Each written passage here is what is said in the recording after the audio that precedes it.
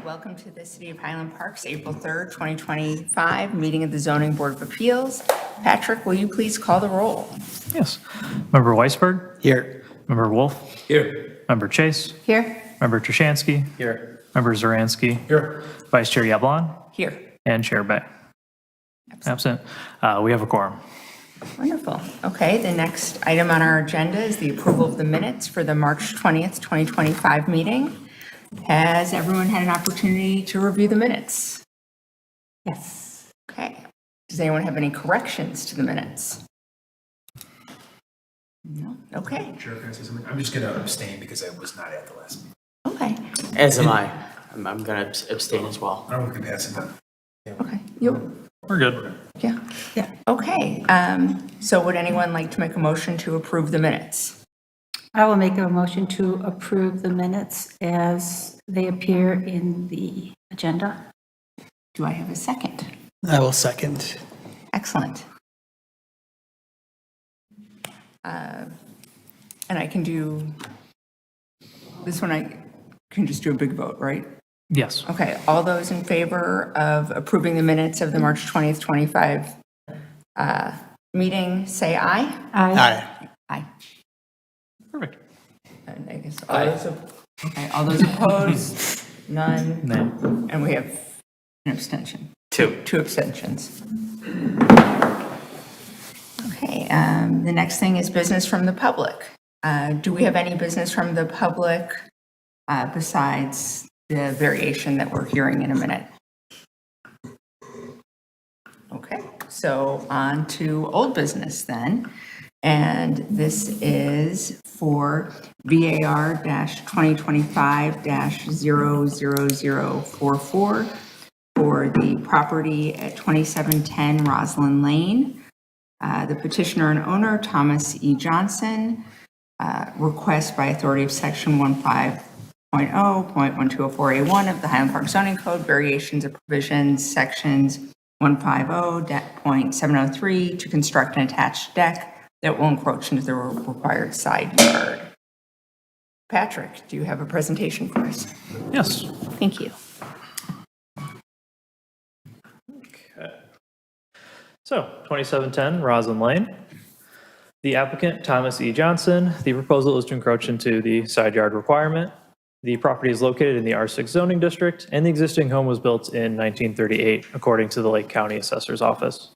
The request is to encroach into the required north side yard setback of 8.36 feet by 2.25 feet for an elevated deck and stairs. Here's the approximate location of the property. It is a quarter lot along Bloom and Roslyn. Here's an aerial of the property.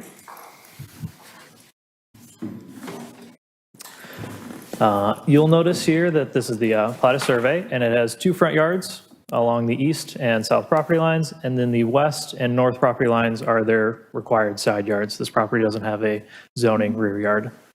And because of that, the minimum is on the west side, and the north side has an 8.36 foot side yard requirement. Here are some photos of the property. The deck and stairs will be attached here to the house. And here's a zoom-in photo of that area.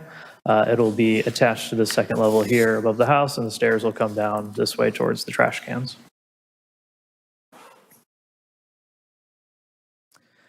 Here's an overview site plan. So again, the 8.36 side yard setback is highlighted here. It will encroach a total of 2.25 feet into that side yard setback and will be located 6.11 feet away from the adjacent property line. This box here is the kind of landing deck area, and this blue box here is where the stairs will be. Here's just an elevation of the proposed work. Again, just a simple landing and stairs. There was no additional comments from either city staff or from the public for this. And just to review, this is to encroach into the required north side yard setback of 8.36 feet by 2.25 feet For an elevated deck and stairs, the board should be using Chapter 150 Standards of Approval. Okay, thank you. I have a question. Would they be able to do this by right if it was more narrow? That if they weren't encroaching, is this something that you can just do in Highland Park? Build a outside Yes. staircase? and- If it wasn't encroaching into the side yard setback, yes, they could, but then it would be a pretty rather narrow I was just stair curious. lane. if But it was yes, if something- it was not encroaching into the setback, that would be an allowed. It would be in the buildable area and would be allowed. Member Chase? Do we know how far away the property to the west is? Is it a house? to the west? Yes. You can kind of, I'll go to the aerial. I assume that's west, yeah. So yes, the stairs will be located here. The property to the west is pretty far forward. And then the property located to the north is right here. Functionally, why do they need to do this? I'll have the applicant answer that question. Does the board have any more questions for Patrick? Okay. Then is there anyone from the public who'd like to speak? Yes. If yes, please approach the podium and I get to swear you in. But first I get to say that there should be a sheet up there for you to sign your. He's with the Okay, there's not a applicant, it's sheet? okay. Okay, I'm skipping this part then. If you come over to where the microphone Yeah, you is. can just come on this side. So do you affirm that the testimony you intend to provide this evening is true and complete to the best of your knowledge? Yes. Excellent. Thank you. So. Yeah, so I really don't have much to say. I'm Jeff Corris. I am the contractor working with Thomas and Kaylee with Platinum Decking. One of the big reasons why they can't be here today is due to Thomas's chronic kidney disease. So I just wanted to stand in for him, and he would love to be here, but it's something that he'll explain a little bit more in his hardship. So that's really all I have to say. And if you guys have any specific deck questions, I'm happy to answer any of those. Is there any functional reason why they need to encroach and go ahead and do this? Yes, as in functional reason, distance from the house or encroaching on the easement? Yeah. Yeah, so the standard deck stair width is about 4 feet. Because when you're installing railings on both sides of the stairs, they have to be inset a little bit.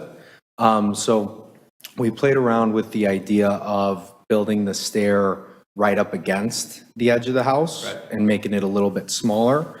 However, that made the staircase very narrow, where we also wanted to be able to have 2 sets of railings on both sides, just from a functionality standpoint of walking up and down. And also if we are pushing the stairs right up against the edge of the house, it could interfere with the electric meter on the edge of the house there. So keeping it a good distance away would have the electric meter be accessed in the need of, well, any event of accessing it, but also staying a little bit away from the downspout as well, in case that ever needed to be accessed. Okay, and based on the letter that was submitted, this is a staircase that will only be used sometimes. Do you mind if I have Thomas answer that? Because I can't really speak too much on. Okay, on well, that. here's really where I'm going with that is, as a sometimes staircase, how will they handle, and once again, you might not be able to answer this either, snow, sleet? He's on the phone. The applicant's on the phone. Okay, as someone who has wood steps in the backyard, I know they're treacherous and especially if you're not using them all the time, but just was kind of a side question. Her question is more of like durability in terms of slipping or functionality with it. Are we going to see you all in a year needing to cover these steps? So with the product we're planning on using Trex decking. So Trex Transcend is the materials that they've chosen. It's the top of the line of really any composite deck board. It does have some of the most grooves and texture to it, so it's going to have a lot more slip resistance. A lot more compared to a wood deck that has a solid body stain. It's not really noted in the photos of the permit, but we install the deck boards and stairs a certain way. It's called picture framing. So there is a space in between the railing and the bottom of the step. So it's very easy to sweep snow away in the event of heavy snowfall. And we do also plan on having that ADA handrail installed per code. And also we're planning on installing lights as well to make the stairs a little bit safer at night, which would be up to the homeowner for when they want on or off. Sure. Okay, thank you. Does anyone else have any questions for this witness? Yeah, just one question. One of our standards is that the alleged hardship has not been created by any person having an interest in the subject property. I don't know if I read exactly kind of your argument for that in the packet that was provided, so how would you respond to that standard? That might be for the homeowner. Yeah, is Yeah, let me Thomas on see. the line? May want to answer that? Hey, Thomas, are you there? I am here. Perfect. Do you mind if we swear you in? I do not mind at all. Thank you. Okay. And first, can you state your name for the record, please? Yes, my name is Thomas Edward Johnson. Okay, and do you affirm that the testimony that you intend to provide this evening is true and complete to the best of your knowledge? I do. Thank you. If you'd like Yeah, to. so just to repeat, one of our standards in making this decision is that the alleged hardship has not been created by any person presently having an interest in the subject property. So I'm just curious of what your argument would be of why that standard is met. Yes, I think my argument for why that standard is met is the orientation of the house to allow me to have a separate entrance into this, I could call it a wing of the house that kind of already has a separate HVAC system, which is really an ideal situation for someone in my condition. Was there, I think in 2008 is when that was installed by the previous owners. I've owned the house for about a year. The reason for wanting to have this staircase added is because of a disease that I was diagnosed with about 3 years ago that I had no predisposition for. So the reason for the hardship being created is a little bit outside of my control. If the orientation of the house had allowed for a separate entrance to be located on any other side of the house, I would be pulling for an entrance in that location instead. But unfortunately, this is the only area where it makes any real sense for this entrance to be located. I hope that answers your question. Yeah, thank you. Member Thank you. Zaransky? Member Zaransky has a question? I just missed what you said about the end about why it couldn't be on the opposite end of the house. Yes, of course. I can answer that as well. So I think it was in 2008. I'm not entirely sure, but to the best of my knowledge, that is when the previous owners had created an addition to the house. When they installed that addition, they also included a separate HVAC and furnace system to have basically two separate areas of the house that circulate air regularly, so that if I'm in one of those sections and my wife or visitors in another section, there's a very low risk of any sort of airborne illness or airborne virus or something contaminating the area that I'm breathing. That area of the house is essentially located on the top floor of the northwest side of the house. So if there was a separate entrance on the south side of the house, that wouldn't accomplish the desire here, and the same is true for the west or the east.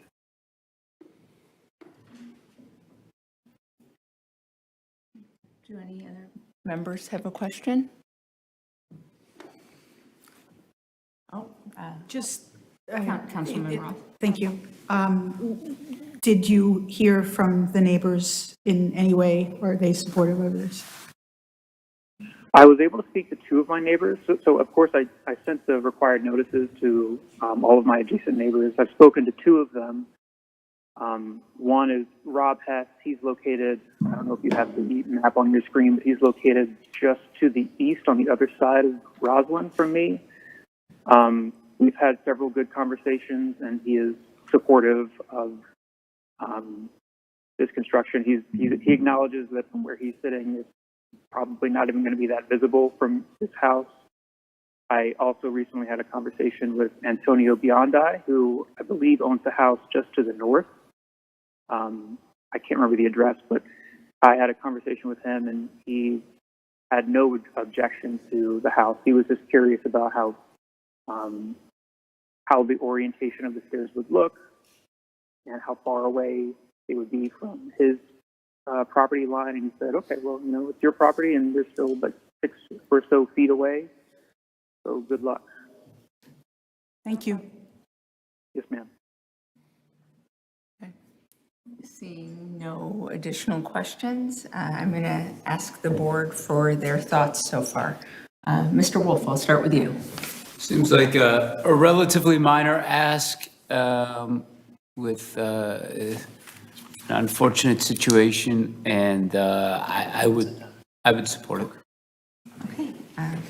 Mr. Krasinski. Sure. I think all the standards have been met. I think this is as close to a no-brainer as we can get. I would be for it. Okay. Mr. Weisberg.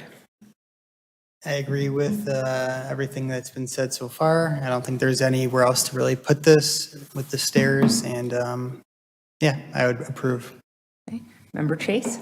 I think all the standards have been met. I'd be inclined to approve it. I have nothing further to add. Member Zorinsky. I agree. I just want to add too, I appreciate you taking time to, you know, install a nice aesthetic looking deck. That's obviously not the lowest price in the market, but anyway, makes sense.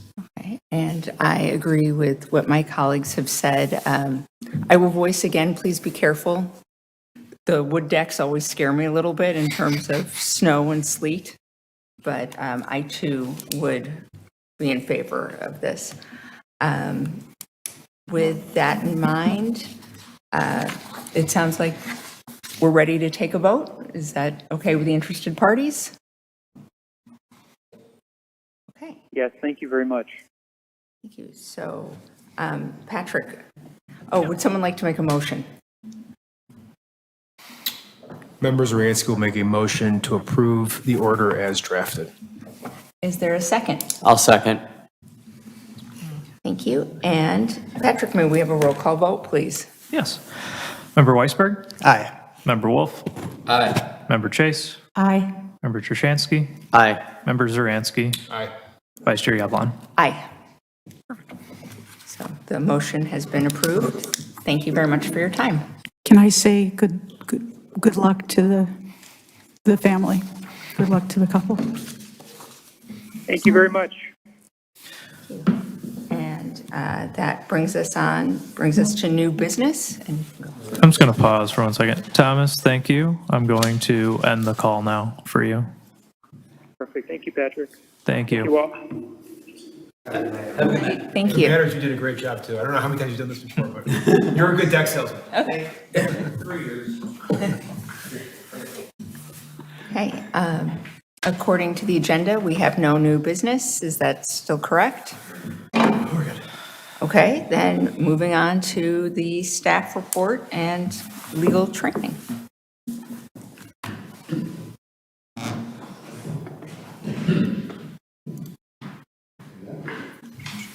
Good evening, everyone. It's nice to be back. I know many of you. I'm not sure I know all of you. Hart Passman with the law firm of Elrod Friedman. We have been the corporation counsel for the city. We're blessed to say about 25 years right around now. You may know Steve Elrod, my partner. He's the city's lead attorney. I've had the pleasure of working with Steve and working with the city for about 20 years. So it's great to be here. I'm always available, as I'll say at the end, whenever there's a thorny issue before the zoning board. But in addition to that, as many of you know, the city council and city manager has asked that we provide an annual legal refresher to what I'll call very loosely the land use commissions, are the ones that really have some meat as far as how it affects property in Highland Park. The zoning board, of course, plan and design commission, historic preservation commission, and housing commission. And so I'm back. I have, for those of you that have been part of our training before, most of this is the same. There is some new content this year, so I was holding it to the very end. But we find, and we've been encouraged by the city council and city staff to continue with this. It really is a refresher. It's intended to provide an opportunity to talk through any issues that have come up. If there hasn't been any new crazy trends in Illinois zoning, but nevertheless, I find it helps me as a practitioner. I hope that it helps you. These may be things that you know very, very well, and still, I think it's just good to have this as a reminder of what is the law around what it is that you do here every couple of weeks. So I'll jump into it. Madam Chair, I'm happy to take questions through the presentation. I can make this as conversational as you would like. But if you don't interrupt me, I'm gonna just keep plowing all the way through. But in all seriousness, you can just start yelling at me. It's fine. I get it all the time. So jump right into it. This is what we'll cover tonight. I want to start briefly with an overview of your legal authority. We'll talk about variations, which I know you're very well familiar with. It is perhaps the most common thing that you do. I do want to talk a little about appeals, which is where the name Zoning Board of Appeals comes from. Some procedural issues and reminders about things like Robert's Rules. Talk a little bit about sunshine laws, Freedom of Information Act, and the Open Meetings Act. And finally, a quick refresher on the city's ethics guidelines. So we start with the statutory and legal authority. What we do comes, of course, from Illinois law. Cities and municipalities are creatures of the state, and Illinois has a statute in the Illinois Municipal Code, and in it, jumped ahead there, is the zoning enabling law. And you can see on the screen, I've quoted from the first part of that statute.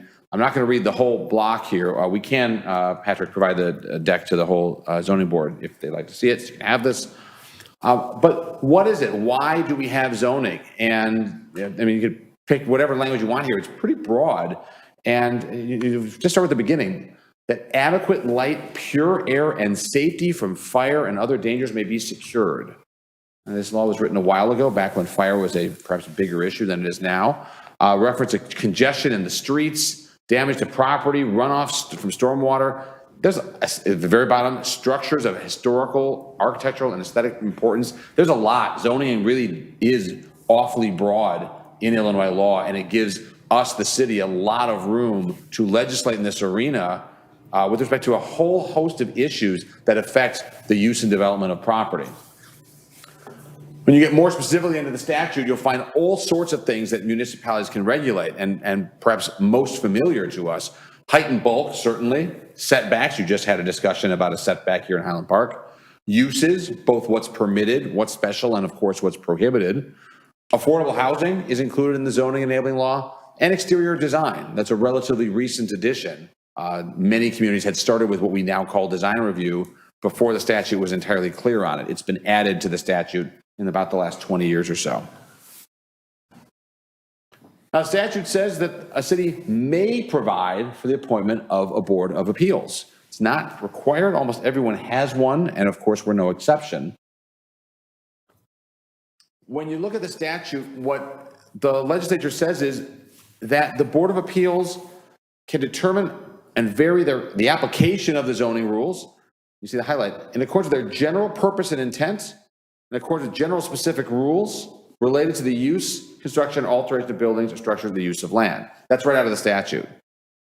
And you see, if we go through some of our code, and I can't remember if we have it on the later slide, but you'll see these parroted. If you look at our zoning code, and particularly in the provisions about the creation of the zoning board of appeals and variations, you see a lot of very similar language in our code as here. That's, of course, no accident.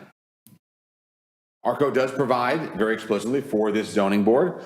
You have 7 voting members. You already know that. There's a city council liaison, which you also know is non-voting. Your jurisdiction is got 3 items to it. They're pretty meaty, but there's only 3 things. Certainly, you can hear and decide applications for enumerated variations. You can hear and make recommendations as directed by the city council. and you can hear and decide appeals from zoning administrator decisions. Those are the three things that you do. As a reminder, this part is a little different. I should pause for a minute. There's a lot of running room under the statute for municipalities to craft their zoning code the way they want to and to craft the authority of their zoning boards the way they want to. For example, some communities have a zoning board as strictly a recommending body. They do not have final authority over anything. They make a recommendation to a city council or the village board. Some communities have variations for anything in their code. There's no limit to what someone can ask for, whether it goes to a zoning board for final or a zoning board for recommendation. Highland Park is a very unique hybrid. It's the only community of which I'm aware that has some final authority, but not all. Some enumerated variations, or I should say limitation on what you can do, but not exactly. And that's reflected in what we know here in Highland Park as the compeer rule. The compeer rule is, if you mention the compeer rule to anyone who does zoning in any other town, they will look at you as though you're speaking another language. Compeer rule is made up, it was hatched by a former corporation counsel, Thomas Compeer. He's got a plaque out here, there's a stone on the walkway leading out to Hazel. The compeer, and we'll talk a little bit more about it. But before we get to the compeer rule, you have final authority over specific variations, but not everything. You do not have broad authority to vary anything you want to. It's only, Patrick, I think it's about 12 or 13 categories. Setbacks pretty common. That's one you get a lot. You don't have authority to vary uses. Generally, use variations are frowned upon in Illinois, right? So you only have to do the things that the city council says you can do. Now, some compeer referrals, you do get final authority on, and we'll talk about that in a moment. And of course, you have final authority over appeals. So when I say you have final authority, as I think you know, whatever you say, that's it. City council doesn't touch it. If someone doesn't like your decision, their next stop is the Lake County Circuit Court. And that's under what's called administrative review. The lawyers in the room, you should be familiar with this, but I want all of you to know this. When something goes up to court on administrative review, that means the court looks specifically at the record below and only the record below. We could not have new evidence introduced if we got into a battle in Waukegan over something that you did. Good or bad, doesn't matter whether you approved something or denied something. So the creation of the record before you really makes a difference under Illinois law, because all the judge in Waukegan will look at is, do I think the zoning board made a rational decision? Is there evidence to support what they did? That's it. And the only evidence the judge can look at is what comes out of this hearing, the materials that the applicant submits, the materials that are provided to you in the packet, the testimony you hear at the hearing. So it's pretty weighty in that regard. And it's limiting on the applicant and the city both. Now, you are a recommending body for all other compeer referrals. And again, I think you know this, but under what we call the compeer rule, if someone asks for a variation that's outside the 12 or 13 categories you have authority over, they can, in Highland Park alone, go to the city council. Say, council, can you allow a process for this? The council can say one of three things. They can say, no, we don't want anyone to even look at this. There's no variation happening here. Go away. They can say, yes, you can go have a hearing at the zoning board, and whatever they say goes. Final authority. Or the council can say, yes, you can go to the zoning board for a hearing, but we want that as a recommendation, bounce it back to us. We, the council, will make the final decision. It's that third category that if it gets challenged, if the city council gives an answer that someone doesn't like, that would go up to the court on what's called de novo review. In a case that has de novo review, a court looks at it clean. The record below is persuasive at best, but there's an open record. The parties can submit what they want to. It's a much bigger, heftier shooting match. That's just the operation of Illinois law as courts look at zoning matters. So in turn now, I want to get into the substance of variations and how it works, both in Illinois law and under our city code. Under the statute, generally, variations are authorized when there are practical difficulties or particular hardship in carrying out the underlying regulations. You see here on the city code, that same phrase, I've highlighted in bold at the end, same exact phrase. This is kind of the umbrella under which everything operates. This is the North Star. is there something wrong with applying the zoning code as it was written? Is there something that creates a practical difficulty? So we should all scratch our heads a little and say, this isn't what we intend. And it happens. You know this as well. Even in a small, Highland Park is not a small community. It's fairly sizable as far as municipalities go. But even in the smallest of towns, there's a lot of properties, a lot of different parcels. And there's no way to write a zoning code that cleanly addresses every single one of them. It's just, there's an issue. It could be a grade issue. It could be a ravine. It could be a creek, anything, you name it. There's something odd about it. And that's what variations are for. Something else is a little different in Highland Park. I'm about to go through I'm going to go through them quickly. I know you know the standards. Some communities have whatever their standards are, and it's a weight of the evidence. Maybe they meet some factors, others. It's just here are the things to consider. Highland Park, as we'll go through, and you'll see it at the end, you have to find that all 8 factors have been satisfied. The zoning board believes that even one of them is not met. Our code says you should deny the variation. So I happen to love your discussion just a moment ago with the variation that was here, because you came out, and Commissioner Weisberg, I believe, was your question. It was, well, I see this one standard. Help me out with this one. Why does this one apply? That's the right kind of general approach for all of these. Because if you believe that one of them is not met, our code suggests you should say no. So go through these. We can go in detail on any one of these. I could probably give an entire session on each of these because they're interesting and they're not as clear perhaps as anyone would want, but they're written vaguely for good reason. First off, for 1 second. Yes. You mentioned something interesting. You said our code suggests that you would say no. Yeah, maybe I should have said that maybe stronger. I think probably it's read. That may have been a wrong word choice by me. I would say if you believe that they're not all met, you're supposed to vote no. So. As soon as I said someone's going to call me on that. You passed the test. All right, so cannot yield a reasonable return under the general zoning regulations. What is a reasonable return? That's for you to decide. That's going to be different in every case. We'll talk a little bit later, but reasonable return does not, it is financial, it's not entirely financial. It really gets to what's a reasonable benefit from the property you're supposed to get. It's not just, did my value go up? The plight of the petitioner is due to unique circumstances, and the variation will alleviate some demonstrable unusual hardship. That latter part gets back to the initial, what I call that North Star concept. But unique circumstances, this one is, I think, they're all important, but I think this is important.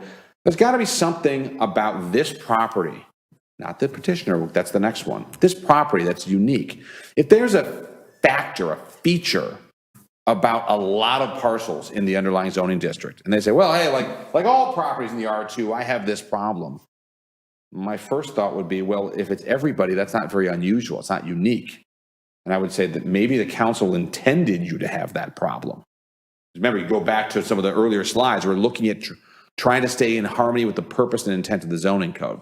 So it's valuable to say there's something different here. Something is wrong. And I don't mean that in a pejorative way. This is not what anyone intended. There's something odd about this parcel that we don't see elsewhere, or it's not common.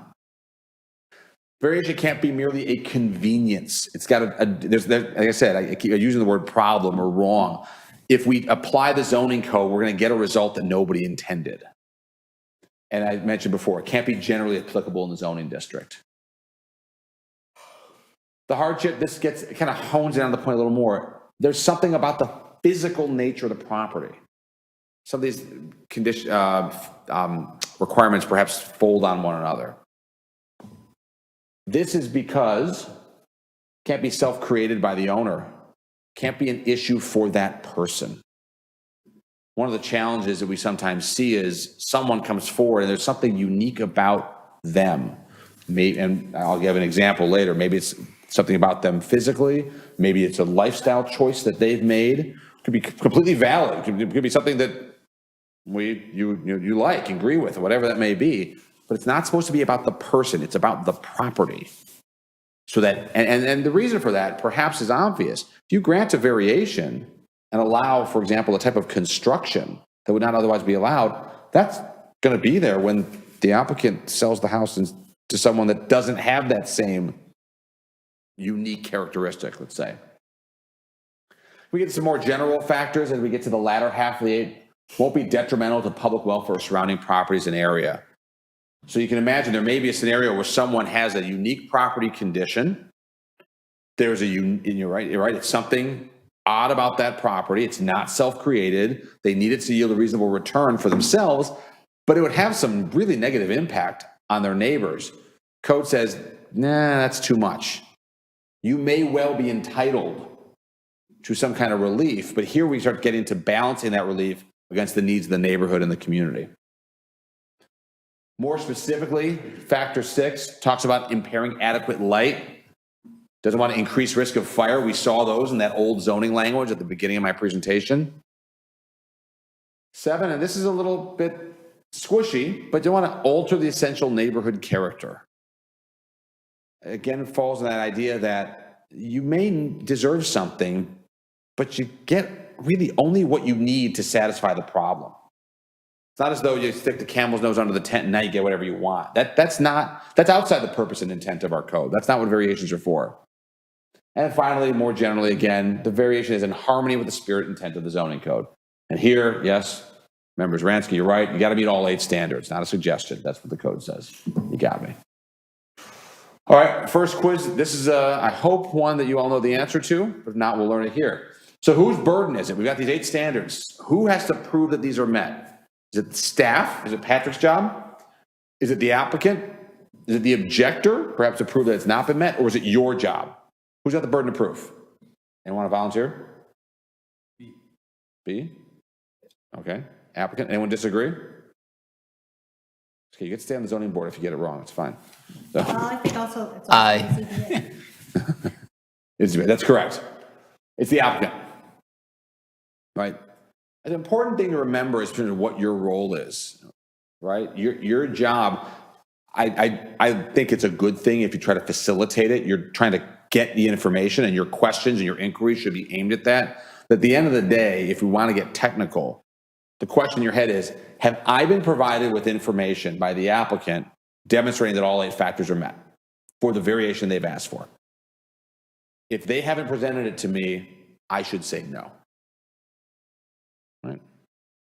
It's not, I see this in some places, and I should back up. As I said, this is an annual training. I'm not saying this, oh my gosh, there's a problem. What are you all doing? You're doing a good job.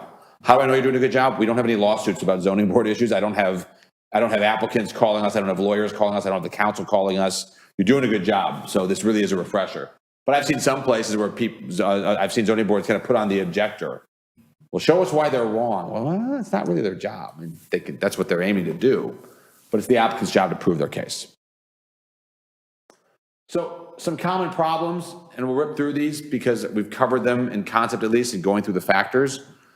The greedy applicant. It's not, as I said, it's not entirely financial.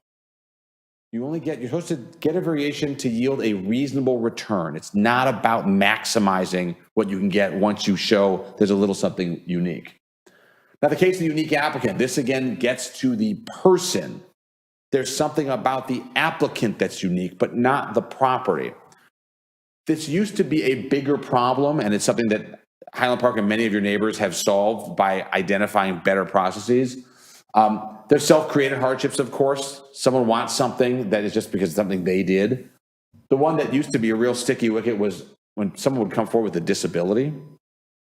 And I had this not in Highland Park, I had this in another community where an applicant came forward looking to build into a setback. They needed I forget the exact details, but they needed some kind of an improvement with certain windows and features to enhance sunlight because of a skin condition.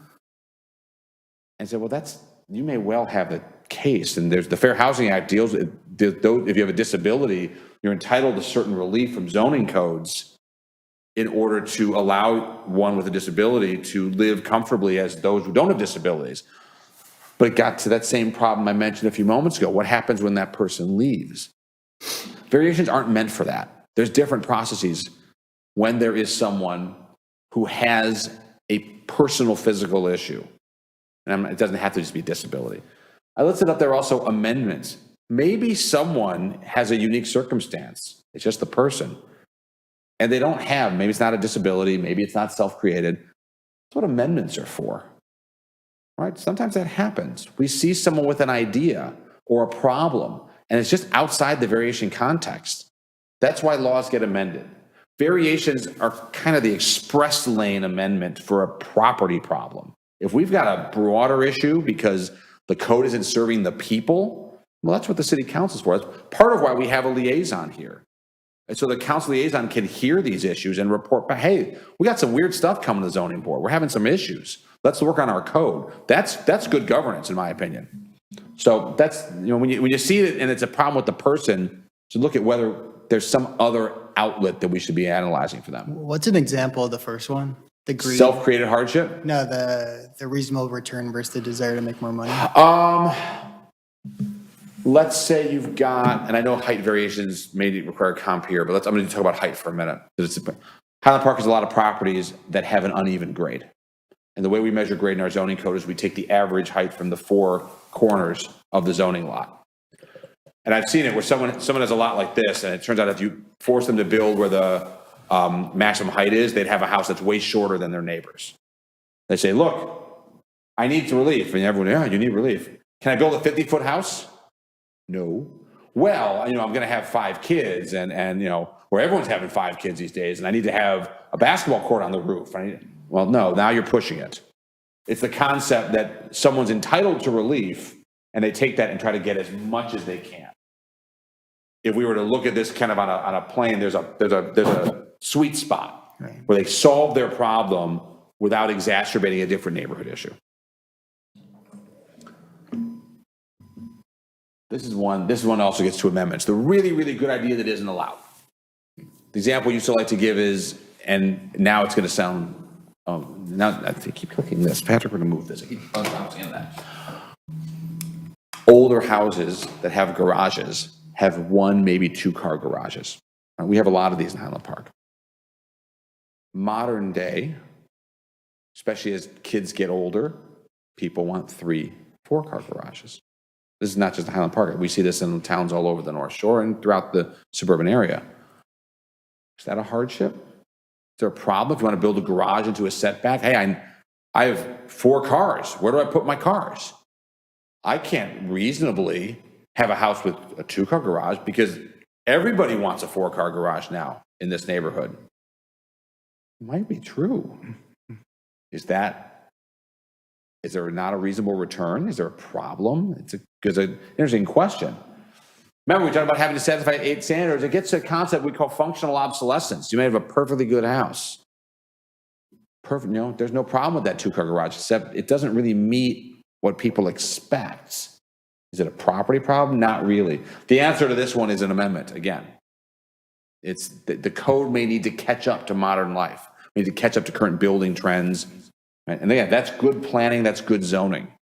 We see that what people need is different than what we had before. Let's change the rules to match what Highland Park wants with what the market wants. So that's variations. We can come back to it if we need to. Appeals. I think appeals are tons of fun. No one else does. It is where the word zoning board of appeals gets to. We haven't had one here in quite some time. We've had 3 or 4 in my tenure here at the city.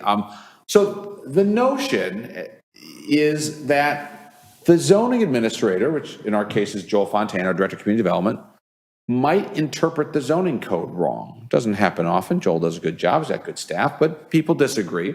And our code provides, this is common in zoning codes throughout Illinois, that if you're aggrieved by a zoning administrator decision, you can file an appeal to the zoning board. You got 45 days to do it. And if that happens, you conduct a public hearing on the question of whether the zoning administrator's opinion, decision, order was right or wrong. What are your standards? There's nothing specific. You follow the code. You sit in that case like an appellate court. You're really at that point, more than anything else, you're calling balls and strikes. It's pure interpretation. And so what do? You follow the code. You look at the code, the applicant makes their case, the zoning administrator makes their case. Who's right, who's wrong? I think they're kind of fun, but I do this stuff for a living. You get close to appeals behind the scenes that just doesn't end up happening, or because I'm just my 6th year, we've never had an appeal. I don't know how often appeal happens. I'm just wondering if I'm just curious if there's like almost appeals that just you can work out. I don't know, Patrick, have we had anyone that's kind of threatened it or come close to it in your time here? There's one that's come close. Yeah. But only one that I can think of. I mean, it's not, I'm trying to think that we've had two that I can think of. One was the hockey rink on Sheridan, if those of you have been around. There was My time. huh? That was before. That's a good, gosh. 15. It would have been 15 sounds right, yeah. Yeah, Before I remember 2020. because. Yeah, that sounds about right. At least, yeah, more than 10 years ago. 15 sounds about right, Yeah. Councilmember Ross. And there was a neighbor, a property owner got approval to put a hockey rink in their front yard up near the high school. That's a little north of here. It's still there. It's still there, yeah. And a neighbor thought that maybe that decision was wrong and challenged the zoning administrator's approval of the zoning interpretation that allowed it. We had another one up maybe about 8 years ago.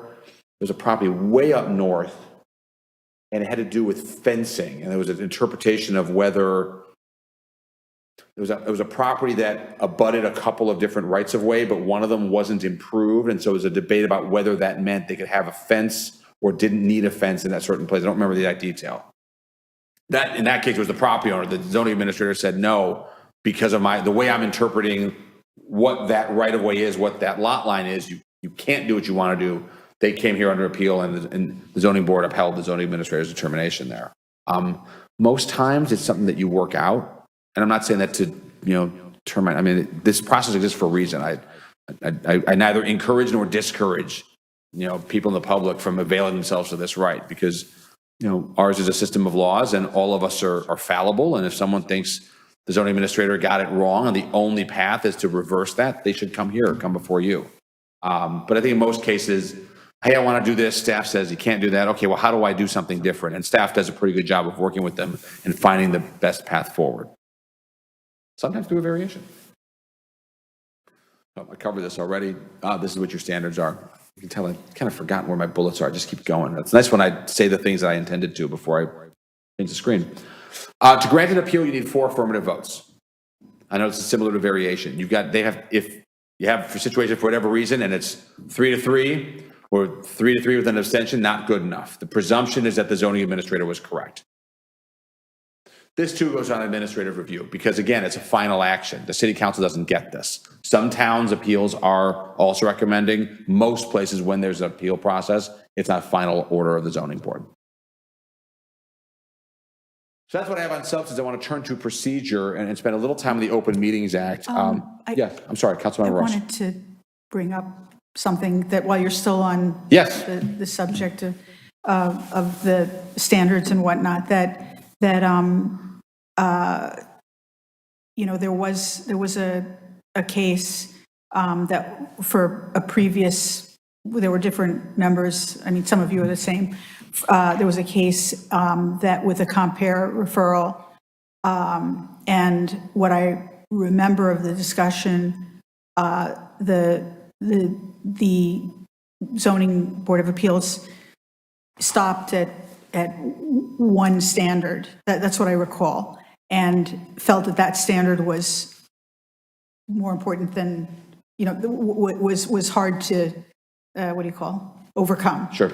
And it went to city council, and they had one recommendation, and it went to city council, and the city council disagreed.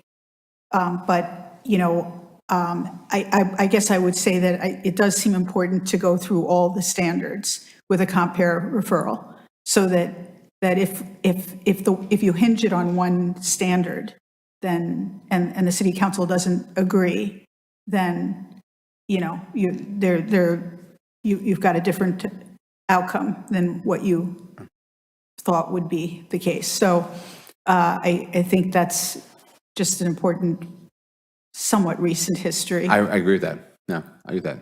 As we talked about, and you're exactly right, Councilmember Ross, our code does contemplate that you have to look at all 8 standards. And if there is a recommendation to the council on a that's what compare, happened. you want to know on all of them. You want to have Yeah. that recommendation on all 8 so you can render a decision.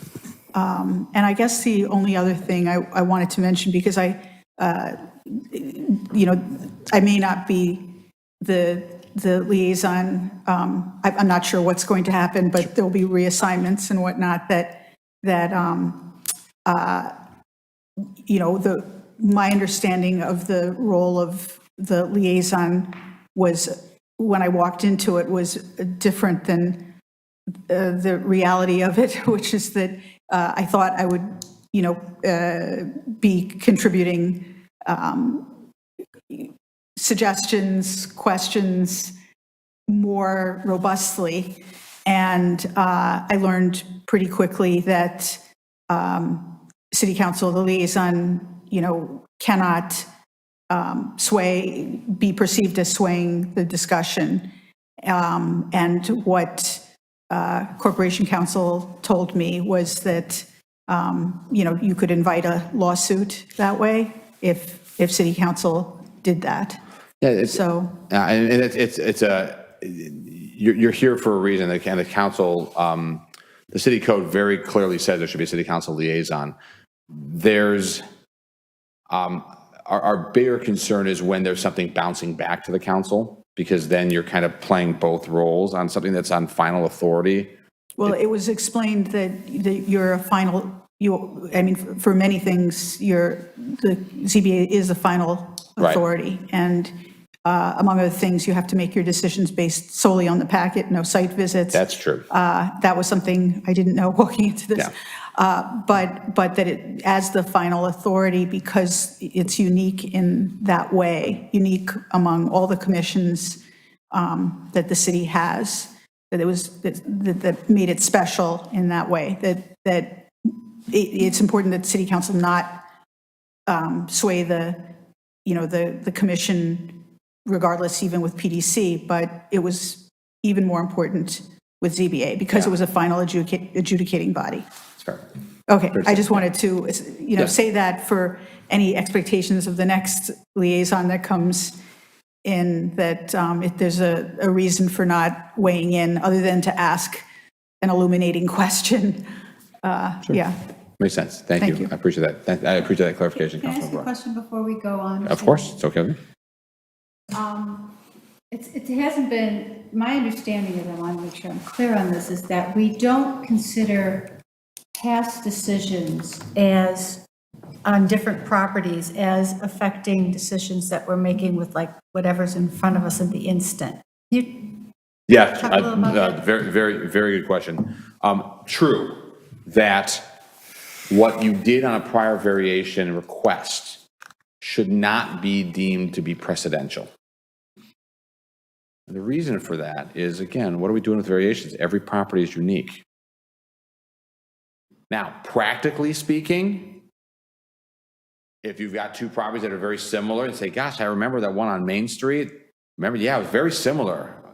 But, oh, yeah, I remember. Yes, okay. I mean, you're human, and there are similarities. But do you have to say, well, if we gave it on Main Street, we better give it here on Walnut? No, that's not accurate. And similarly, I don't think, well, we shouldn't grant this variation because then everyone will ask for it and then we will have to give it to them. I don't buy that. I don't buy that. And in fact, let's draw that out a little bit. And maybe I may torture this one a little, but I think it's important. Remember that most of what you do goes up on administrative review. So the judge is going to look only at the record before them. So applicant comes in for, I'm going to make up streets and addresses. I'm probably at 123 Oak Street. Why should you grant my setback variation? Because you gave it at 245 Sumac. And therefore, you have to give it to me. It's the same property. And you say, no, it's not. Not the same property. I'm going to look at the standards for your property. I don't care what the standards were for that property. They got to show the burden. If they meet the 8 standards for their property, that should be enough. Who cares if you did it on Sumac? And then if they go in front of the judge and they say, well, judge, I told them they had to do it because they gave it on Sumac. Well, you don't need that. I don't care. That's what the judge should say. That's not relevant. Did you meet the standards or not? Was the zoning board right or not? And if they didn't show that they met the standards, all they said is, well, it looks similar to Sumac. My defense would be, in my brief to the court is, where's the beef? To use an old phrase, right? There's nothing here. Here's the record. All they said is that I should look at that property. They didn't tell me about their property. So that's a more technical, as I said, tortured answer. But fundamentally, you should treat each of them as its own application. You are human, you are intelligent, that's why you're here. You're going to remember things about other properties. Yes, should you think about what it means for the city as a whole? Sure. One of the standards is, are we doing this in harmony and intent of the zoning code? That's fair. But none of this is presidential, either looking backwards or forwards. Great, thanks. Sure. All right, should we go on to the Open Meetings Act? We can come back to this, no problem. So there are two main sunshine laws. Freedom of Information Act is the other. We'll talk about that briefly, but Open Meetings Act is more relevant for commissions that meet in the open, as you're doing. Open Meetings Act applies to all public bodies in the state. That is all towns and villages and all their subsidiary bodies. And you are, of course, are a subsidiary of the city of Highland Park. So the Zoning Board of Appeals is a public body. Correct. There's a lot in the Open Meetings Act, things like minutes and closed sessions. I don't even want to talk. I want to talk about the function of a meeting. What is a meeting? A meeting has three components, and this is just defined in statute. It's a gathering of a majority of a quorum for the purpose of discussing public business. That's a meeting. You got all three of those things. You have a meeting, and you have rules you have to follow. So let's take the middle one first. What's a majority of a quorum? That's the easiest one. It's math. A quorum of 7, a little more than 50%, is 4. A majority of 4 is 3. What this means is that any two of you can talk about zoning matters anytime, anywhere, no problem. Have at it. The moment there's a third of you in that discussion, in that gathering, we have a meeting. And we have to follow the rules for meetings. What a gathering is, this is the hard part. And it's hard only now. It wasn't hard 50 years ago. Because it's not just a physical gathering. That's the easy one. It's every other type of communication. First, it was phone calls and teleconferences, text messaging, emails. It's a messenger, social media. That's really the tricky one. You might say, Hart, we don't talk about zoning matters on our Facebook and Instagram accounts. What do you think of us? You'd be surprised. People who get on social media and start talking about zoning matters in their towns. And that's a problem because unlike the physical gathering where you can look around the room and you know exactly who's there and you can determine very quickly, oh, I've got 2 of my colleagues are here. I better not talk about zoning stuff. You don't know who's present in social media. The example I like to give, and those of you that have been here before will recognize it, one of you post something on a Facebook page, says, hey, we got this interesting variation before us this week. Come out and hear it. Someone wants to put a new deck in. What do you think? It's a really interesting thing. I haven't seen this before. Another one of you comments, yeah, thanks for that. Yeah, I'm interested in this too. I think we should, ask some questions. Now, if it was just the 2 of you, it's no problem. I don't know why you're talking about zoning matters outside the hearing, but you can. But there's a third of you that's following along because you're all Facebook friends. That's a gathering. And the first 2 had no idea the third one was watching the conversation. So it's a really dangerous place. The simple advice is don't be putting things on emails or social media about zoning matters. For you, your bailiwick is all zoning. Now, I might be able to limit it more to zoning relief, but I think to be safe, the zoning and land use, it could come before you. Stay away from it. That does not mean you cannot have an active social media presence. Some people like to get involved in their communities, politically, socially, what have you. And I'm not weighing in on that. I'm saying for zoning matters, my advice is stay off it because you can't control who's watching. And you may stumble into a meeting that you never intended. When you're doing email, and again, I don't recommend you email each other about this, but certainly don't reply all. I think staff does a pretty good job when you send out a correspondence. I think they're blind carbon copied usually. That's a great job. Yeah. But that's a lesson learned from 15 years ago when email really started taking off and people replied all, and the most experienced officials, people who've been on zoning boards and plan commissions and city councils for decades, and they know the law because it's human nature. You hit the button, you hit the wrong button. So something to be careful for. Don't reply all. The way that staff emails all of you is meant to help avoid that issue. There are some Freedom of Information Act implications once we start creating records. I'm not as worried about that, but it does come into effect as well. I'll talk briefly about social media. This is another one where I say, Hart, how does this apply to us? Why do we care? I just want to mention it because it's relatively new law, so I think it's good for public officials to know. There were a few Supreme Court cases, United States Supreme Court cases last calendar year that dealt with when an official creates a public forum on social media. This is a First Amendment issue. If we have a public forum, we cannot squelch debate, right? That's the core, right? That's the core of our democracy, is the ability to speak our mind.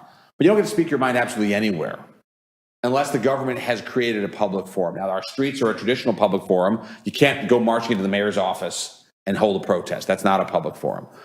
So when does someone create a public forum on social media? This almost will never apply to zoning boards, but the fundamental lesson is if the person creating the forum, if you have a social media page, if you have authority to speak for the government and you are acting in exercise of that authority, you can create a public forum. This comes up more commonly with elected officials who use their Facebook pages as their constituent outreach, as opposed to their political arm. So probably does not apply to you, but I want you to be aware of this. If you are using any kind of social media, just be mindful that it doesn't become an arm of your office. You are officers. You are officers of the city. Something just to think about. All right, last bit of Open Meetings Act. Let's assume that these are zoning board members. They're having a pleasant discussion. Is this allowed? Or is this an Open Meetings Act violation? Any guesses? Yes or no? Is this permitted? Is it being recorded? Is it being recorded? Let's say the answer is no. I would say not allowed. Not allowed. I would say it's permitted, but it has the appearance of impropriety and should be avoided. Okay. Member Chase, who? Well, it's a meeting. I mean, it would be a meeting, right? If there's 3 of them. There are definitely more than 3 of them. So I'm going to give you a hint. The chair is closest to right. Closest to right. What are they talking about? we don't know. We don't know. The answer to the question is we don't know. Is this permitted? It might be. They might be talking about the Cubs sweep of the A's this past week, which was great. It's just not automatically. Not automatic. Now, where I say you're closest to being right, Madam Chair, is it does look a little odd. And it's something to be thoughtful of. But is this illegal? Oh, it's only a meeting if they're discussing matters of the public body. And if it's not noticed, that's the other thing we don't know here. We don't know if this has been noticed or not. Whether it's recorded or not is not relevant. Okay. We do have recording requirements for closed sessions, which are pretty rare for the zoning board. But other than that, there is no recording requirement in Illinois law for public meetings. So it applies to matters of the public body, and it doesn't apply to purely political matters. We just had this, right? I've got communities, I had not as, well, I didn't have as much at Highland Park, some contentious elections where sitting members of a city council would get together outside of city council meetings and discuss political strategy. That's actually permitted. It's not a governmental matter, it's a political matter. Social matters, private business matters, that's outside the Open Meetings Act. But it can look funny. So if you're all invited to you all have a mutual friend that invites you for a barbecue come Memorial Day, can the 7 of you chat? Yes, you can. Be thoughtful about what it looks like. We're at, I have to throw this in, ribbon cuttings, where most of council, is there, for a photograph, group photograph, and mingling and whatnot. But we always, if we're actually in conversation, often somebody's stepping back and saying, don't want it to look Exactly. bad. Exactly. But if we all went to a barbecue and we noticed everyone and said, we're all going to be at a barbecue and we might be discussing zoning stuff, then. So my answer would be one of 2 things. Don't discuss zoning stuff. That's the easy one. Okay. Or if you really just can't help yourself, I said 3 answers. I can talk about zoning all the time, but I'm also not subject to the Open Meetings Act. Either peel off in groups of 2, or don't go to the barbecue. It's unfortunate. Or call a meeting. That's the other thing. You can always call a meeting. We got to talk about this. You can call a special meeting of the zoning board with 48 hours notice. But we have to give notice. If they give notice, call a meeting. What is notice? Yeah. Notice in the Open Meetings Act. So you have regular meetings and special meetings. You will never have an emergency zoning board meeting well, I should never say never, but Let's just say poo-poo-poo on you. never say never, but regularly, you adopt a schedule of your meetings every year, right, every November, December. That's your regular meeting list. You can call special meetings. Either you need to add a meeting, you need to change the time or date from that regular list. What we do is you have to have, it has to be posted in the place of meeting. If different, it has to be posted at City Hall. Here it's the same place. You have to give notice to media outlets that have requested notification of regular and special meetings. If we have a website, we do. It's placed on the website. That's it. Agenda has to be up at least 48 hours in advance. So that is how under Illinois, it's in all the Open Meetings Act. That's how the public is notified that there will be a meeting. And then at that meeting, you can talk about anything. We'll talk in a moment. You can only make decisions, take action on things on the agenda, but you can talk about anything at the meeting. We can talk about anything tonight. I'll be here as long as you need me. You can do I have a that. question. Yes, Councilmember Sorry Ross. to talk so much. I usually can't say much at meetings, so feeling a little freer for this. If there was an appellant with very, very particular issues for the site, and it seemed, I haven't seen this happen, but super important that ZBA, the commissioners, see the site itself. Would that be something you don't recommend? That if you posted it and said, okay, it seems really important that everybody visit the site, could you do that? We could do that with proper notice and making sure it's open to the public. We did that once. I can't remember which commission it was, but we had one of the commissions, probably about a decade ago. It was a lakefront property, a very unique circumstance. Right. And we actually noticed to me, we told the applicant, said, you want us to do this, the public gets to come too. And we actually held part of a meeting on site so that it could be seen. So yeah, it's doable. Thank you. We're gonna come back to some of that in a moment.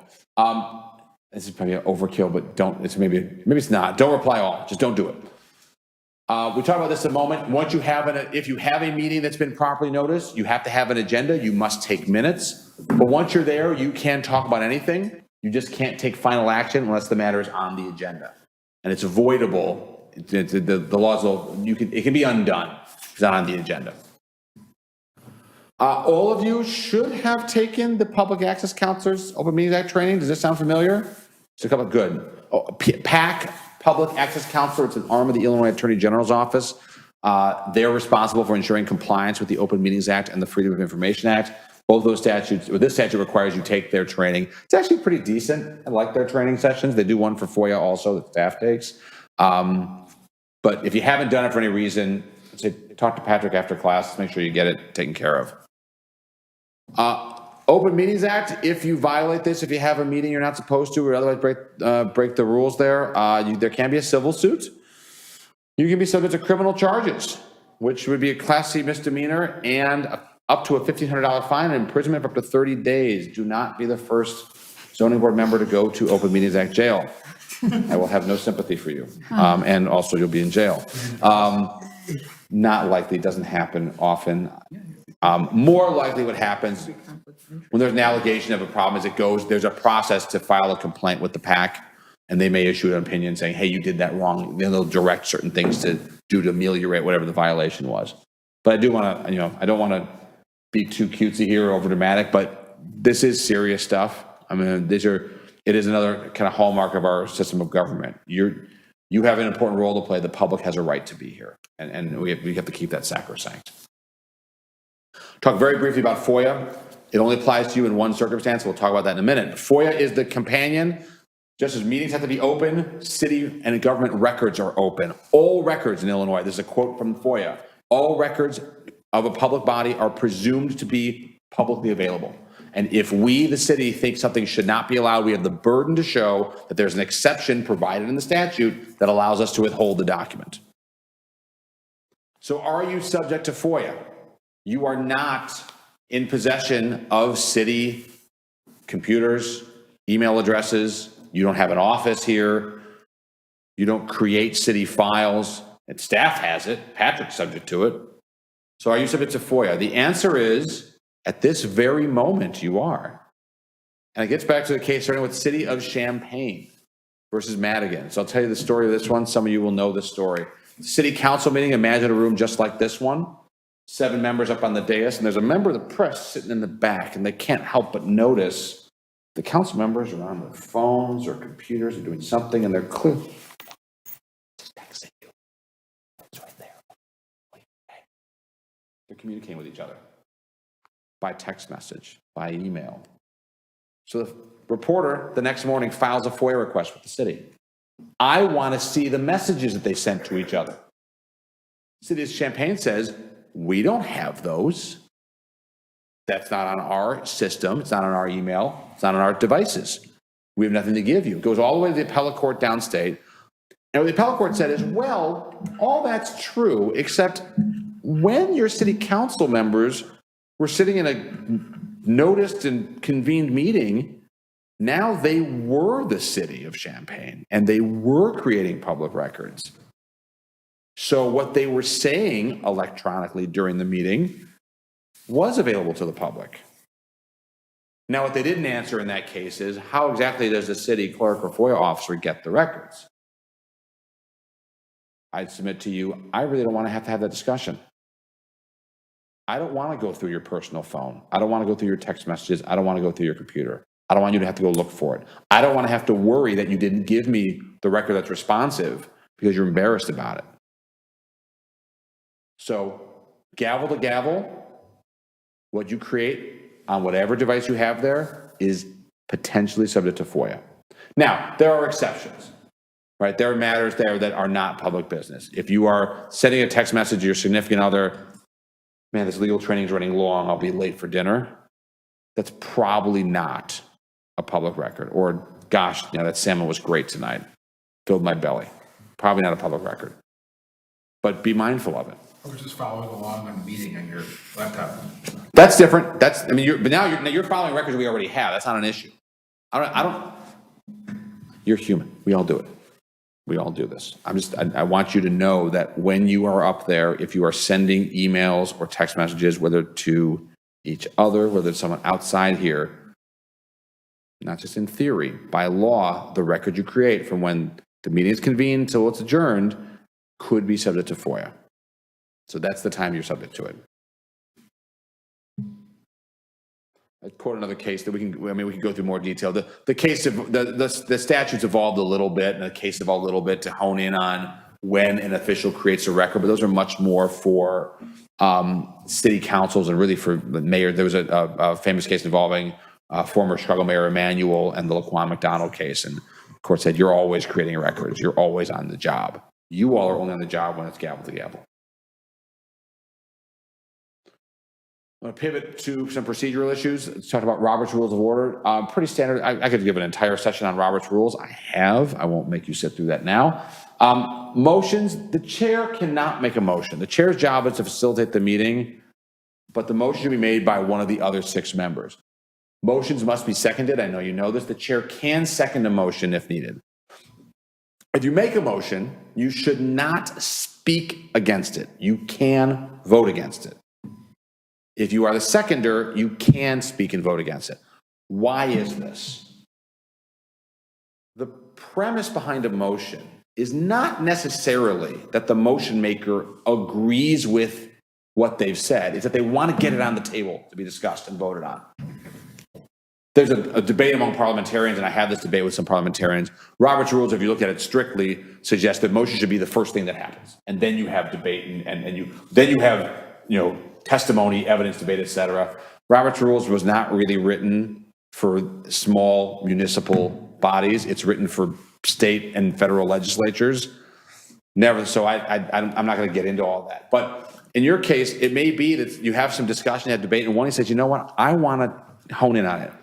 I move that we approve the order. I want to add a condition that they have to plant 2 new trees along Main Street. You may or may not agree with that. You just want to throw that out there, see where it goes. And then there could be more debate. Someone seconded it, by the way. So Member Weisberg said, I'm going to put that motion out there. And Member Wolf said, I'll second that. All right, let's have a discussion. Member Wolf says, I want to have a discussion on this. I want to get to a point. But I really don't like this idea. I don't think they should have to plant the trees at all. That's fine. In my example, Member Weisberg should not necessarily comment on that, but you may be persuaded. You may hear the debate of your colleagues. Say, okay, well, let's have the vote. No, I'm going to vote no on it. I've been persuaded. That's not a good motion. That's okay. This is what Robert's rule suggests. Motions are really intended to get you to a decision. And it's okay that what you think is the right motion at the beginning is not what you ultimately adopt.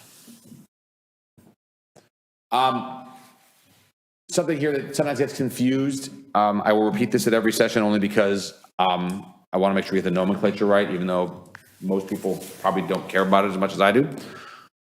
Sometimes you hear that I want to move to table an item. Tabling is not something you should be doing, not for an Illinois Open Meetings Act subject body. Under Robert's rules, what tabling is intended for is you're talking about an issue and there's something urgent that's come up and you've got to talk about the urgent issue. You got to set the first issue aside to deal with the urgent issue. It's for Congress. It's for the Illinois General Assembly. We're debating the Farm Bill and a bridge in Baltimore just collapsed. Let's table the Farm Bill discussion and talk about getting funding to the Port Authority of Maryland to save the people who are sitting in the river right now. That's what tabling is for. It's not intended to say, oh, I don't want to talk about this now, or we need to get more evidence. And I could go through it, but if we're going by Roberts formally, to take something off a table and discuss it again is really clunky. It doesn't work for our notice requirements. What you mean, if you want to put something off to another meeting, is to continue the matter. That's the appropriate motion you should have here. I would encourage you, if you are going to continue it, to make sure that the motion identifies the date and time of when you're going to continue it. The reason for that is that if you only just say, I'm going to continue this matter to a future meeting and don't say when, we have to renotice it. We have to send out another newspaper notice, neighbors, et cetera. Under Illinois law, if you have a hearing and you continue, so properly notice hearing, April 3rd, 7:30. And then you say, oh, I want to continue this to May 1st at 7:30. You don't, now anyone is on notice, literally, that's when the next hearing is. We don't need to send them a specific paper or newspaper notice again. Reconsideration, this is a powerful tool. I, in fact, had a reconsideration motion at a village board meeting in Lincolnwood just last night. It happens. Reconsideration is, the idea is that a vote happens, there's a final decision, and then you said, well, I don't think we got that right. Oh, we made a mistake. Well, there's a problem with it. You can undo the decision at the same meeting and only at the same meeting where you voted on it. A motion to reconsider can only be made by someone who was in the majority of the motion being reconsidered. So I'm going to put an example on this. Let's say that you adopt an order granting a variation 5-2. One of the 5 can move to reconsider the adoption of the order. The 2 cannot. Makes sense? They can't keep going back to the well. No, let's do it again. If you lost, you lost. If you won, you might bring this motion up. If the motion to reconsider is approved, it's like we've rewound the clock to just the moment before the initial motion was made. You've just undone it. All right, now what do you want to do? We moved to approve the order. We just reconsidered that motion. We're back in front discussing the property on Sumac. What are we going to do? Make sense? Powerful tool. There's case law that says in the zoning context, you cannot do this once you adjourn the meeting where you had the original motion. If you look at Robert's rules, there's some more wiggle room for that, but that does not apply to what you do. Can I ask a question? Please. If you have a motion to reconsider, can you take more testimony? Or is it only that discussion of the? Oh, that's really good. I would say the way that the zoning board operates, and this is a good thing, I'd say the answer is yes, because you don't take the step of close, no one says we are closing the public hearing. There's sometimes strategy when you want to do that. I like not doing that because for a variety of reasons, if you close the hearing, it ties your hands for that very reason. So I'd say de facto, if you adopt a motion, the hearing's closed, but if you're still here on the night that you did it, I think you can take more testimony in that case, or continue to another night for more testimony. Can you reconsider a motion that didn't pass? You mean, let's say a motion to adopt and the motion failed? Or do you mean a motion to deny? Yeah, a motion gets denied. You reconsider. Well, I want to be clear. Is it a motion that was made and failed? Or are you talking about a motion to reject a variation? A motion was made, it was seconded, it failed. No, you cannot reconsider. Reconsideration is to undo something that was approved. Oh, okay, you can't, okay. Right. So I move we adopt the order. Motion fails 3-4. You can have other motions on the same matter. Now, let's talk about that for a minute. It's not on my screen.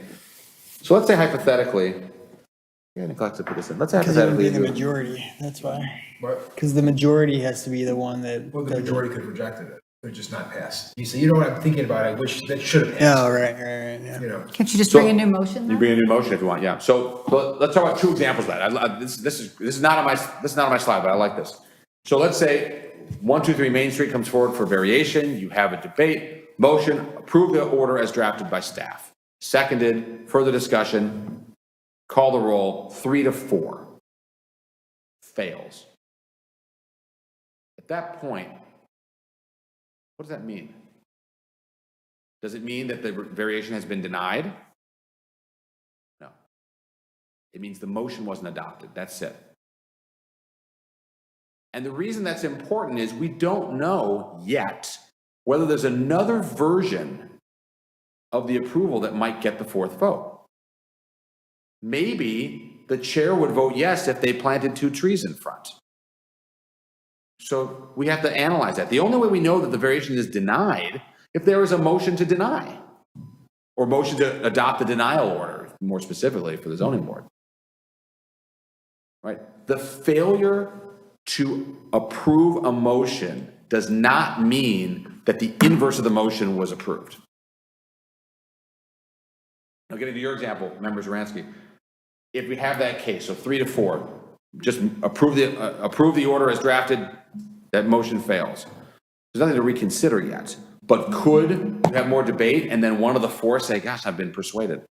Okay, yeah, you know what, let's do that. I'm there, let's do it. That's fine. They can someone else can make the motion. You can have the same motion over and over again. At a certain point, you get upset at each other. You can do it. The chair could refuse to recognize that in that circumstance. I don't think that the 6 of you here don't strike me that way. I've known Member Bay for a while. I don't think he'd do that either. So I'm pretty safe to say you're not going to get into fisticuffs over that. But Chair, you have the right to say, hey, we had that motion. I'm not considering it. Don't get into fights over this, please. Do you mind if I interject for a Please. second? Just procedurally, if we do get there, staff generally doesn't bring a denial order. We usually only bring an approval order. So if the motion fails, usually we'd then just continue the item, and then I would bring a denial order for you to vote on at the next meeting. That would then give the applicant another chance to discuss maybe something that they would change about the project, but that's kind of procedurally how we enact it.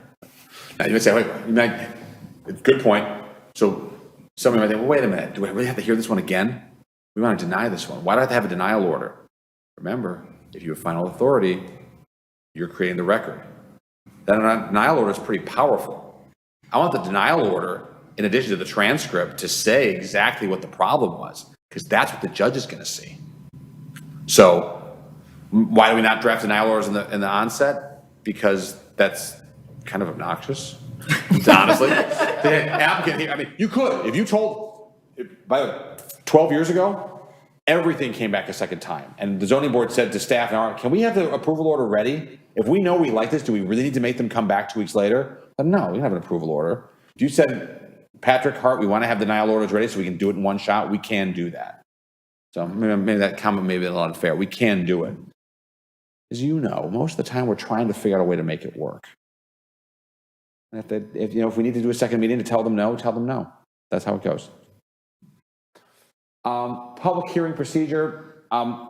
This is really more important when you get to a contentious one. The Claren versus Lau case is a really ugly situation. It validates the legal precept that bad facts make bad laws. A really badly run zoning hearing over controversial uses in Lyle, and it led to a Supreme Court decision. There's a lot of it that is a real mess, but the part that is relevant for us still today, the case is over 20 years old now. When you have a hearing, a public hearing, and someone is a, quote, interested party, certainly the applicant, if someone registers as an interested party, we have process for that, they get due process rights that are elevated above the public. They have the right to present evidence. They have the right to cross-examine. They have a right to subpoena. A lot of this stuff would happen kind of in the background before a hearing. I want you to know this is out there. For no other reason, I understand this is, I mean, I like that it's generally more casual here. I think the way you conduct yourself, the way applicants conduct themselves, it's approachable. We want city government to be approachable, something that people can engage in to get to a productive answer. But this is formal. What you do in these hearings does have formal weight. And if nothing else, following due process, making sure people have those rights, that's the best kind of hearing you can have. I can defend, my colleagues can defend almost any substantive decision you issue. I feel pretty good about that. Substantive fights, pretty good. And the case law is in our favor. You have a procedural problem, that's a mess. So I mentioned the Claren case just to highlight that point. Following procedure really is the most important thing I think you can do. The substantive answer is hard to know, right? We're all doing guesswork at a certain point. But giving people their due process rights is pretty critical. So yes, Madam Chair. For the procedural portion of it, what happens, and maybe you could just share with us, not now, but it could be sent later, some language that we can have in our pocket if we have someone who's not letting other people speak or who's kind of being a jerk. Like a member of the public? A member of the public or someone who's speaking for the appellant. I can try to come up with something that did pretty. So on that point, two things you can do. First, if they're a party to the case, they're the applicant, or if they've registered as an interested party, they should not be subject to time restrictions because they're in it. They're the parties, and I think they should have the opportunity to make their case. But other members of the public that just come to provide testimony, you can and should have standardized, uniformly applied time limits. You can vary them hearing to hearing, but within a hearing, 3 minutes is pretty common. So if you get a bunch of people here talking, say, I'm going to give each of you 3 minutes. And then you should cut them off. I think we have a timer at city council meetings. You have seen that? We actually don't have a time limit in our rules and regulations. The chair can set one. Yes, if we you can if you adopt it, if you but- have you got to apply it evenly within the hearing. So if you find yourself with a group here, there's a lot of people say, hey, okay, you can say, I'm going to, members of the public, I'm going to give you 3 minutes to provide testimony. And time them. Have someone here at the clock. When the phone beeps, say, thank you for your testimony, please sit down. Okay. Well, that has been less of an issue in my 5 years than what to do when you have someone who's borderline Aggressive. or You could have like repeating, I think like. An applicant. yes. Or an attorney. Or Attorneys never repeat themselves. We never say the same thing twice. does it This is the matter? sixth time I've heard you do this home. So Does it matter if it's somebody speaking a contractor speaking on behalf of an applicant or the applicant themselves? Not really, no. Okay. I think, on one hand, I'd say they have to let them make their case. I think you can say, if they, Mr. or Ms. So-and-so, we understand your point, do something else you want. You just got to do it a little bit gently, but I think to gently say, we've heard you, we understand your points about the ravine. Is there other testimony you want to provide? So.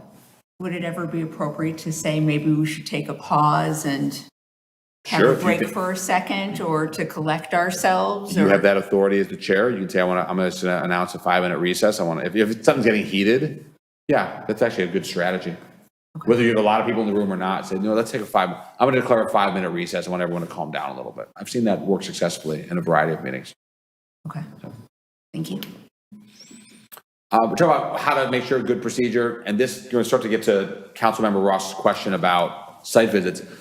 You should not engage in ex parte communications. Ex parte, what I mean is with one side, not the other. As a general rule for zoning boards, it says you should not be out there investigating, doing homework outside the hearing. And so you shouldn't consider evidence that's not presented at the hearing. The record matters. Again, what the judge is going to see is what's here. So here's an example, and you're going to know the answer. You're at a barbecue. Maybe all 6 of you were there, maybe not. And your neighbor comes up and says, hey, I got this notice that you guys are having a hearing next week. Let me tell you about that property. Let me tell you shouldn't do this. What should your response be? What do you do? How about them Cubs? That's one answer. My answer is, hey, I can't consider this here. Come to the hearing. If you have a thought on this, come to the hearing. If you can't make it, send a letter to Patrick. It'll be part of the record. but I can't talk to you about this here. The applicant has the right to refute or respond to or augment the things that you think are relevant. So do the objectors. What's common, what often happens is you know something about the property. You've been here, you live in Highland Park, and maybe you didn't hear it in the hearing. I said before, we've got the burden, it's the applicant, but you can help facilitate that. So the applicant comes forward and they give you all this information about the property and their development plan and why it's a good idea and why they meet the standards. And you're thinking in your head, you know, I want to know more about the issue with the house next door. Or I want to know more about the problem with the drainage. And I know about it because I used to live across the street. During the hearing, you should say, hey, can you talk about drainage? I used to live across the street. That's good. Get it out in the open. What I don't want is everyone sits down and you have the vote and you say, I'm voting no because of the drainage problem. I didn't hear anything about that. I'm the applicant. What drainage problem? That's not in the record. You just voted on something that wasn't considered. That's bad. So if you know something, you think something needs to be discussed, by all means, ask the question. And it could be a question, even the one that Councilmember Ross asked the applicant earlier today. Have you heard, have the neighbors contacted you? Have you heard from them? That's a good question. It's a fair question. Right? So get it out of, if you have a matter, you think something needs to be out there, to ask the question. Have it on the record. So we know that if you vote a certain way based on that factor, no one can say they weren't told, so to speak. Similarly, do your homework, not your own investigation. Don't go onto the site of a property. I would suggest you should not go driving by these sites deliberately. I recognize some of you are going to do it anyway. Fine. Because it's not your job to become the actor. It's your job to hear the evidence and weigh a decision. And if you do know something about the property, you did happen to see it, and you have a question, again, ask it. Hey, I live a block away. I drove by yesterday. I saw this. There's a puddle in your front yard. Can you talk about that? Totally fair game. Every once in a while, you come to this hearing and someone will stand up from the crowd and they'll say, hey, I live across the street and I didn't get notice of this hearing. Well, what do you do? If they're at the hearing, there's no problem. The whole purpose of the notice is that they know they can come to the hearing. Not a problem. Bigger problem is later on, someone, or where you realize there's a notice issue. There, you know, how it comes up, who knows, right? What do you do in that case? Usually in that case, we do one of two things. If it's on the line and it's not clear, what I advise staff, I'd tell you is, hey, applicant, you might have a notice problem here. Would you like to renotice this for another meeting, or do you want to roll the dice that it was okay here? And they'll make a decision. If it's egregious, if we know it's a problem, and say, you know, we're going to continue this and renotice it. But I point this out more for the first one. Because sometimes we didn't get a postcard. Okay, well, here you are anyway. Not a problem. You can kindly dismiss them. I mentioned before, time limits as a strategy. Enforcing consistent time limits is important if you impose them. You can keep people from speaking more than once. That's, again, not talking about the interested parties, but the general public. If you have big crowds, you got to guide them a little bit. Good due process, good procedure, good civil management of a meeting. Discourage clapping and booing. It's really uncomfortable. What if you're in the minority? What if you're the one person that actually thinks it's a good idea and your neighbors don't? That's fine. Allowing the clapping and the booing, that's not the way we roll. So I would, if you have one like that, Madam Chair, you know, hey, I don't want no clapping and booing. Just let's be respectful. Let's be, civil toward our neighbors. Last topic is our ethics guidelines. Highland Park is among the most robust ethics guidelines I've seen throughout the area. It's something that the City Council first adopted in 2007. It's been amended 3 times, most recently in January 2020. As a general rule, the ethics guidelines do 3 things. First, it prohibits interest in city work, business, or contracts. That really applies much more to the City Council than anybody else. There's exceptions if you have a little bit of stock for something. I don't think this really will apply to you. You're not approving contracts. There's restrictions on representation for other boards and commissions. This one's been tightened over the years. You really have very little authority to go in front of another commission on behalf of somebody else. It used to be there was, with some disclosure, the City Council has over the years decided it's not appropriate for officials of the city to be lobbying other officials of the city. And perhaps most common, what will affect you is disclosure and recusal requirements. When the City Council has determined that you have too close a tie to a property or an applicant such that you should not be part of the deliberation. And that's what I'll spend most of my time talking about, the remainder. This will apply most commonly to those of you that are in service industries, lawyers, architects, accountants, etc. but I wouldn't rule it out for anybody. If you have one of these 5 relationships, there's a couple others, but these are the main ones, you have to disclose and recuse. So if you represent the applicant currently on any matter, I'll pick on lawyers because I am one.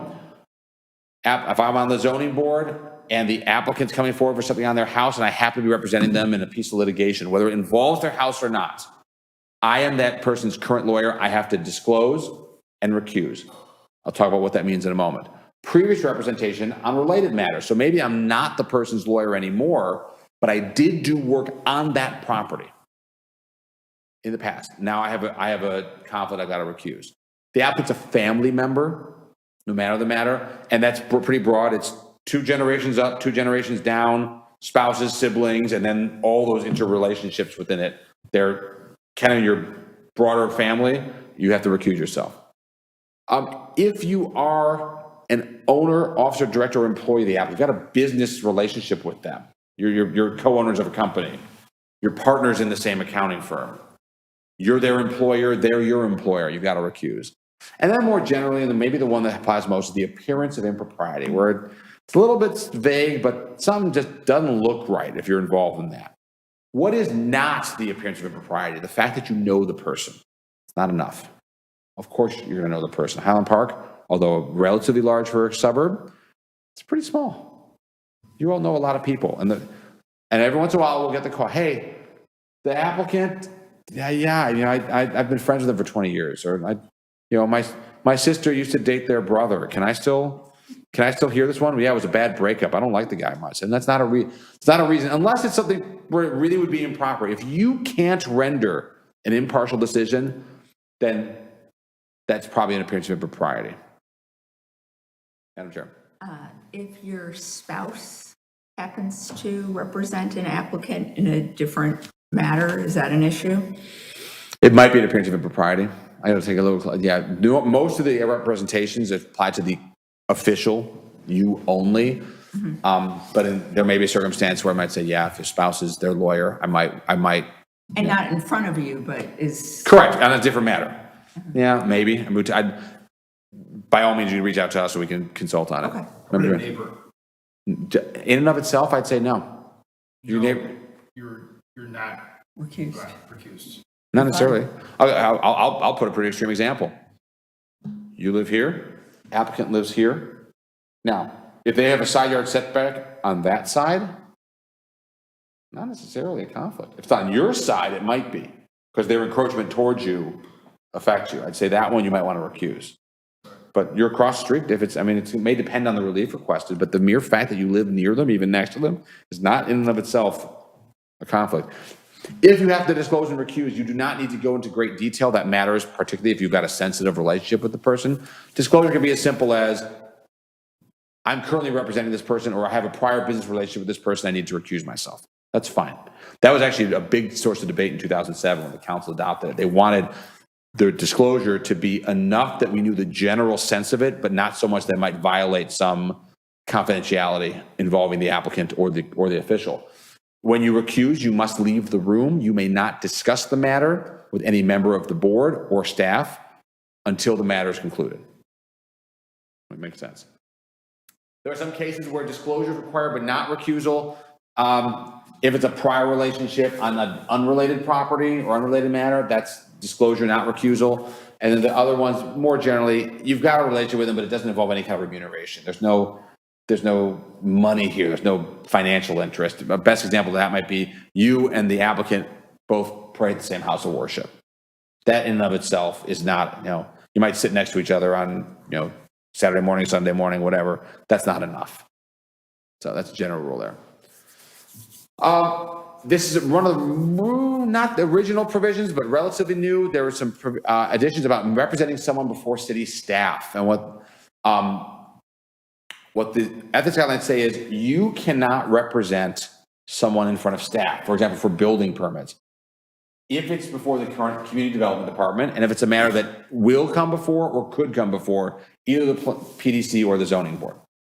So you got some limited rules where if it's a land use or building matter, you got to be real careful about going in front of community development, because the idea is council doesn't want its zoning members leaning on staff in a way that may cloud the relationship that, you know, Patrick and Joel have with, you know, guiding you as staff liaisons to the zoning board. Can you ask a question about your own house? Yes, absolutely. You're not representing anybody there. That's you.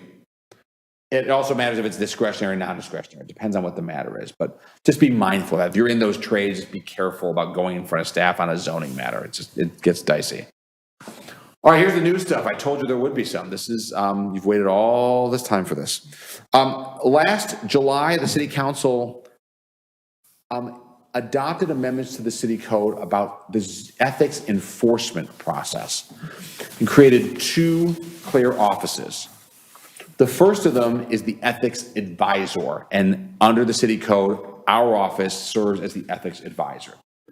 The purpose of the ethics advisor is to guide officials, city council and commissioners and board members in compliance with ethics laws and guidelines, not just our ethics guidelines, but some of the state laws that apply to you as well. It's intended for advanced consultation. You have the opportunity to come to us, say, hey, something's coming up, I'm not sure this is right. It can be about you or another member of your board if you think there's a problem. We are available to mediate disputes. If, for example, you think one of your colleagues should be recusing themselves from a future matter and they're saying they won't, we can help resolve that in advance. Our authority in this regard is advisory, and I call it reactive only. We do not have independent authority to go looking for issues. We will only engage if asked by an official to look at a matter. And all we can do is give you advice. You can choose to ignore it if you so choose. If we write a written opinion, and sometimes we will, sometimes we won't, that written opinion must be shared with the city council and city manager. So you know. Now, the other office is the ethics enforcement officer. By code, this is our regular administrative hearing officer. You may know that we have administrative hearings. It's like adjudication of city code violations. They don't have to go to court. Our hearing officer is Scott Levenfeld, who was a city council member, and I think he was chair of the Plan Commission or the Zoning Board. I forget which. So, Officer Levenfeld has been around the city a while. Many of you may know him. The ethics enforcement officer is the one that hears complaints that there was a violation. So they can take complaints that something happened wrong. The enforcement officer has hearing authority, which means they can convene a formal hearing to take testimony and evidence about the alleged violation. They can impose fines of up to $500 per violation. The ethics officer can recommend that the city council reprimand or censure the official if there was a violation. Now, the one thing I didn't put here is, in the code, the ethics enforcement officer can consider the extent to which the violation was, if the person accused of it was following or did not follow the advice of the ethics advisor. What that really means is you've got a little bit of a safe harbor, maybe. If Steve and I and Marcus Martinez and our colleagues have done our job and we've given advice and then someone says, hey, member Smith violated the ethics guidelines. They say, I went and talked to Corporation Counsel. I went and availed myself of this. They told me it was fine. The enforcement officer should take that in consideration.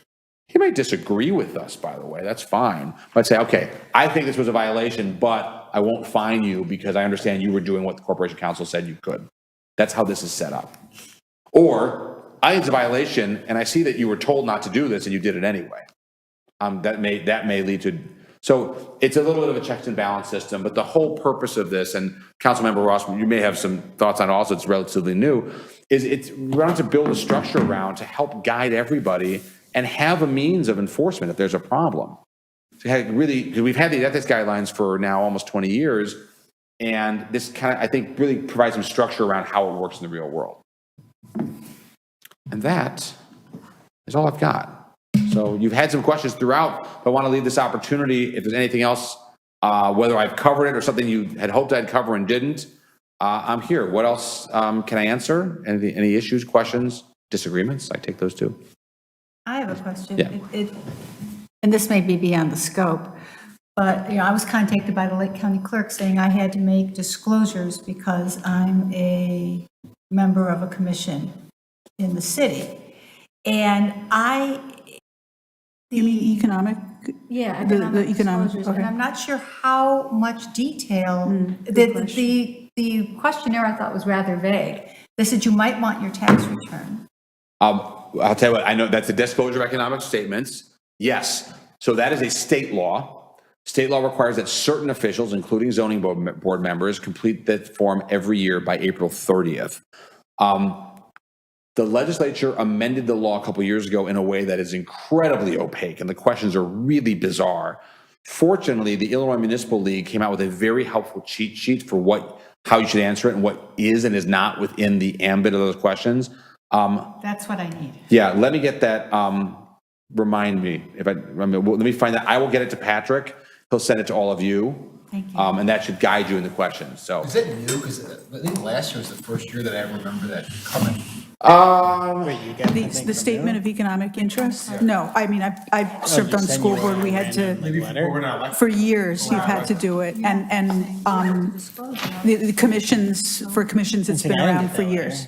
Yeah, Last year was the first year I recall that. But I No, don't it's even think every we were year. on the website for a and while. for a long time. Yeah, the questions changed 3 years ago, maybe? Was it? I wanted to ask you, when did they Yeah, change? the questions used to be easier and they got harder. And so, It just basically said, what do you own? but it's written in Right. it's written in a very but- odd way. Yes, And it so, It is. we'll get you the cheat sheet. That would be great, Yeah. because They're not looking for like quantities, we're just looking for a list of. But I want to add, and I'm no attorney at all, just somebody who's dealt with the disclosure form, that my understanding, having consulted an attorney who specialized in this a few years ago, but that's what I don't recall is how much this has changed, and when. But, I mean, they're looking for conflict of interest. That's the gist of it. And, yeah. But the way this would be great to get the cheat sheet. We'll get it. Because Not a I problem. was, Welcome to the party. Because the one we fill out for the city every year is way more benign than right, Correct. this was. Right. Yeah. It's a state requirement. It applies to certain officials, certain commissions, certain staff members, city council, of course, not others. And the question did change, I want to say 3 or 4 years ago. So we'll get to you. yeah, it was written by a committee. Very welcome to Springfield.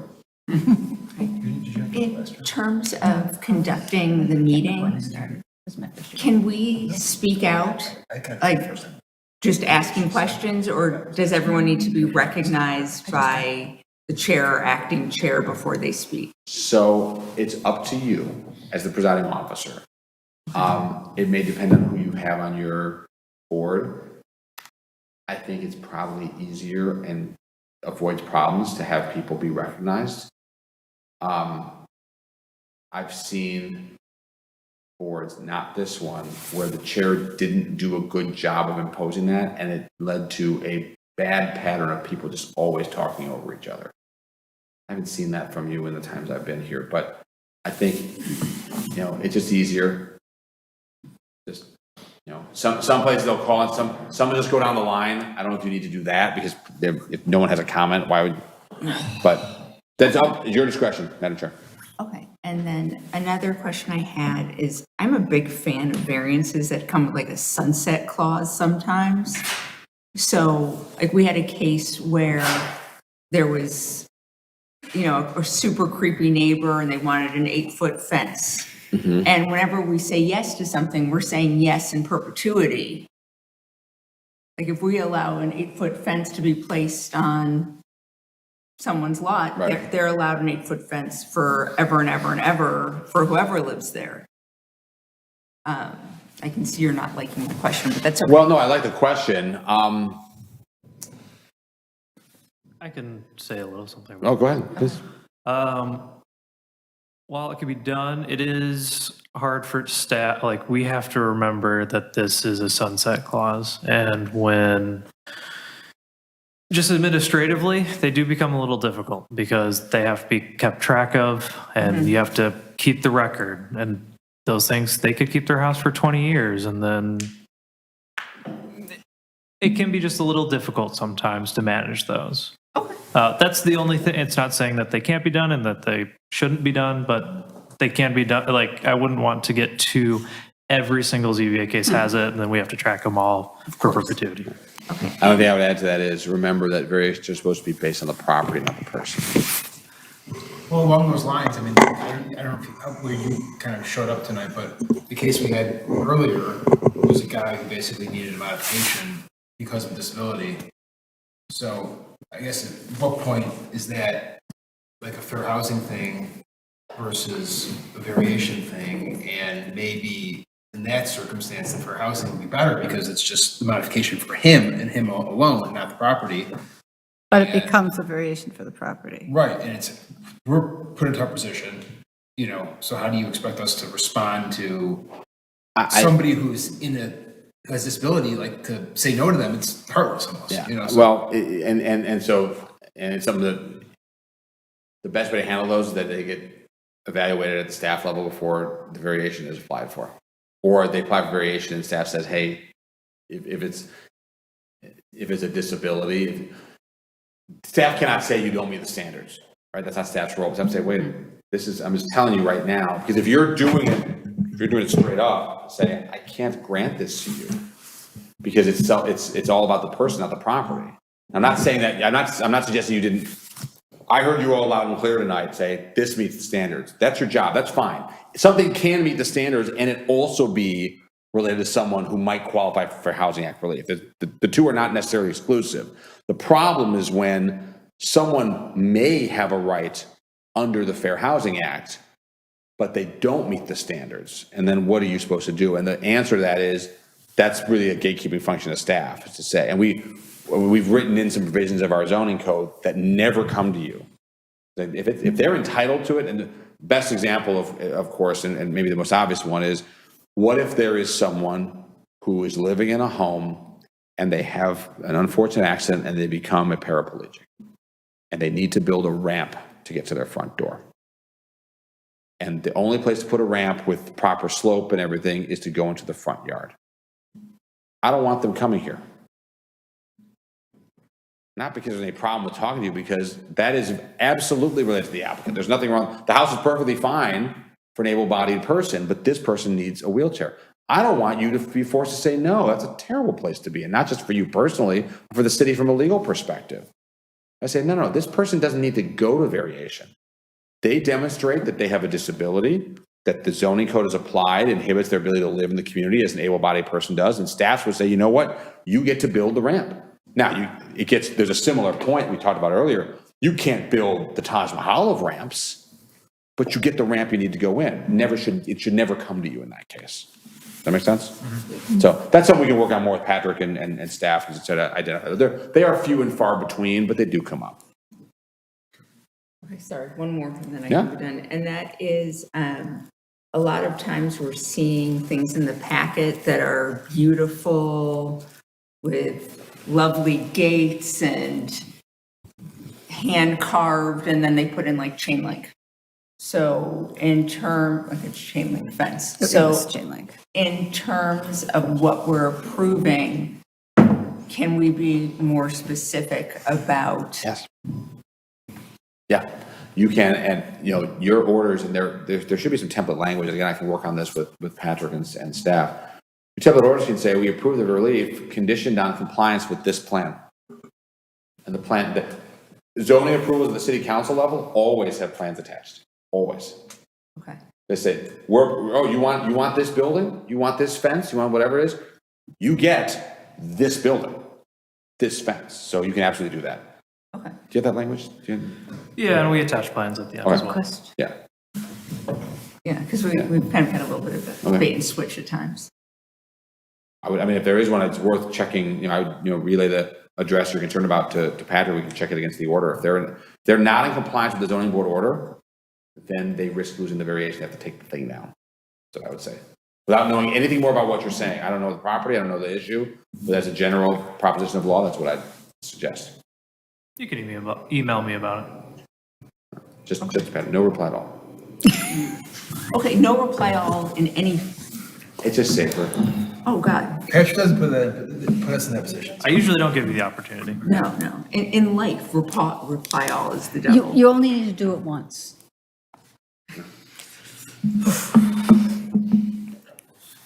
Thank you all, appreciate the time. Thank you. We are around, Patrick, please do send them the deck. Any questions, any issues, by all means, reach out, we're here to help, we are the ethics advisor, and appreciate the chance to serve you all, look forward to seeing you again soon. Thank you. Thank you. Thank you.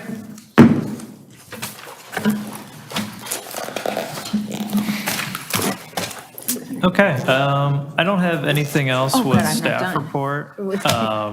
Yeah, we still got to adjourn. Yeah, I'm still running this meeting, I'm sorry. Oh, and Okay. that was a question I had about Robert's rules, but I just need to look it up myself, because I don't think a motion to adjourn needs to be seconded. It should be. Then I'm wrong again. I'm just not doing well tonight. Okay, Patrick, is there any miscellaneous? No, I will note that I did list this item under old business. It was new business. You had not seen this item before. Just clarifying that for record, but that is all. So, no, nothing else. And is our next meeting usual dates or? Yes, correct. Okay. In that case, would anyone like to make a motion to adjourn? I will move to adjourn. I'll second. Chase. Okay, all those in favor? Aye. All those opposed? Meeting adjourned. Correct.